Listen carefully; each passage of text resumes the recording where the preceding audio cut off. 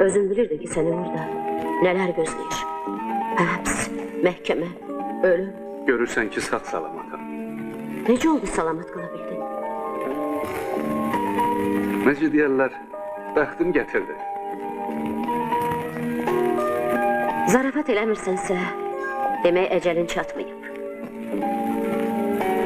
Sən savadlı adamsan, ağıllısan. Onlar məhz belə adamları məhv edirlər.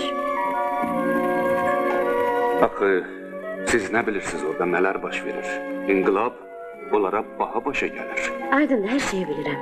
Sizin inqilab çətin doğan qadına bənzəyir.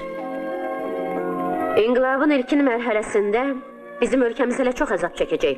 Doğum üstə əziyyət çəkən bir qadının müthiş işgəncəsinə, üzüntülərinə, istirablarına, bir sözlə ağır acısına oxşayır bu. Doğduğu da hələ məlum deyil. Qalacaq ya öləcək. Bu sizin qəzetdən deyil? Yox, Leninin məqaləsidir. Peyğəmbər kəlamları.